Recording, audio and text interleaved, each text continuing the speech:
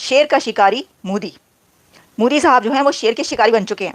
वो कह रहे हैं मोदी साहब शेर का शिकार करते हैं, ऐसे इधर उधर की चीजों का शिकार नहीं करते, शेर का शिकार करते हैं। पीएम मोदी ने जो है वो लाइन डेजर्ट सफारी का विजिट किया है गुजरात में। जी हाँ, गुजरात जो उनका एरिया है और गुजरात जहाँ की वजह से पीएम मोदी बहुत फेमस है कि India builds world's longest LPG pipeline.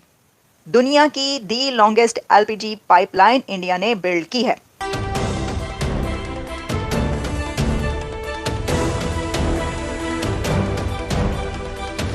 कि मोदी साहब जो हैं कभी किसी शेर के साथ जो है वो हाथ कर रहे हैं, कभी क्रोकोडाइल के पास जा रहे हैं, कभी वो कुछ कर रहे हैं, कभी कुछ कर रहे हैं। लेकिन ये जरूर है कि जो एक वाइल्ड लाइफ है उसको भारत में बहुत उसका ख्याल किया जाता है, बहुत तरीके से रखा जाता है।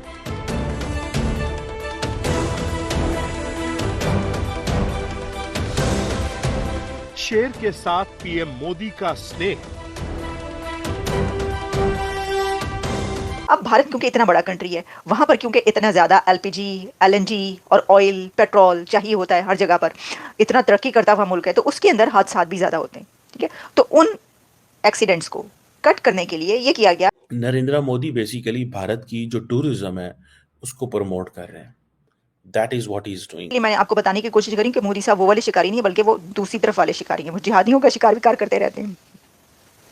तो उसको जो है, अब आप शेर कह लें, गीदड़ कह लें, कुछ भी कह लें, उसको जो शिकार हो जाते हैं। दारा जो है ये state of the art medical facilities हैं, MRI, CT scan, ICUs, specialised चीज़ें पड़ी हुई हैं, जिसे कहते हैं ना हाइड्रोथेरेपी पूल हैं हाथियों के लिए।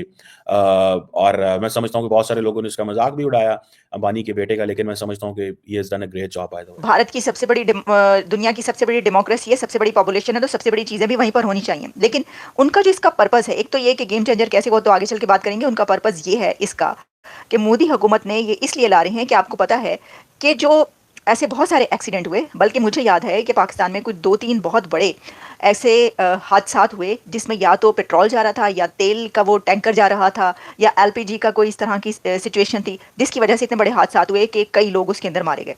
ये बहुत ज़्यादा होते हैं। अब भारत क्योंकि इतना बड़ा कंट्री है, वहाँ पर क्योंकि इतना ज़्यादा एलपीजी, एलएनजी और ऑयल, पेट्रोल चाहिए होता है हर जगह पर, इतना तरक्की करता हुआ मुल्क है, तो उसके अंदर हादसात भी ज़्यादा होते हैं। ठीक है, तो उन एक्सीडेंट्स को कट करने के लिए ये किया गया कि कोई ऐसी पाइपलाइन बनाई जाए जिसके थ्रू ये आगे बढ़े, काम एलपीजी पहुंचाई जाए, तो उसके लिए उन्होंने कहा है। अच्छा, फिर इसमें एक और बड़ी बात जो है वो इसलिए भी कि कॉस्ट कट करने के लिए, तो दो चीज़ें इसके अंदर कट हुई हैं। एक तो ये कि कॉस्ट भी कम हो गई, जो कि सड़कों के रास्ते और हाईवेज या किसी थ्रू जो है वो पहुंचती थी एलपीजी, और साथ ही जो एक्सीडेंट्स, लोगों के मरने का जो सिलसिला था, लोगों की जान बचाने के लिए भी ये बड़ा काम आएगा। ये तो मैंने आपको इसके दो फीचर्स वो बता दिए। अच्छा, अब इसमें जो ये कहा गया है कि this will be a game changer, तो ये गेम चेंजर कैसे होगा?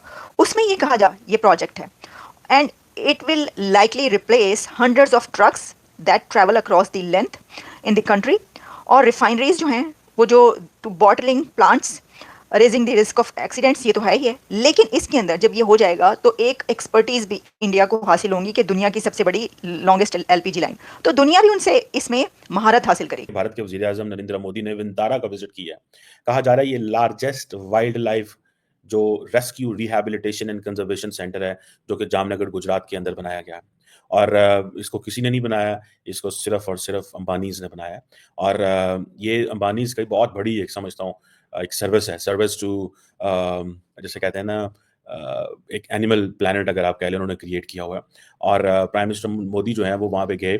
बहुत सारे लोगों ने इसको बहुत सारे एंगल से देखा, मैंने भी इसको देखा कि मोदी साहब जो हैं कभी किसी शेर के साथ जो है वो हाथ कर रहे हैं, कभी क्रोकोडाइल के पास जा रहे हैं, कभी वो कुछ कर रहे हैं, कभी कुछ कर रहे हैं। सो ये सारी चीज़ें देख के मुझे एक चीज़ का एहसास हुआ कि नरेंद्र मोदी बेसिकली भारत की जो टूरिज्म है उसको प्रमोट कर रहे हैं।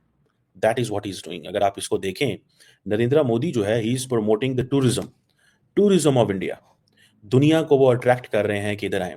ये जो रिलायंस इंडस्ट्रीज़ है और रिलायंस फाउंडेशन जो है, अब जो वंतारा जो है, ये state of the art medical facilities हैं, एमआरआई, सीटी स्कैन्स, आईसीयूज़, स्पेशलाइज्ड चीज़ें पड़ी हुई हैं, जिसे कहते हैं ना हाइड्रोथेरेपी पूल हैं हाथियों के लिए। और मैं समझता हूँ कि बहुत सारे लोगों ने इसका मज़ाक भी उड़ाया अंबानी के बेटे का, लेकिन मैं समझता हूँ कि he has done a great job by the way.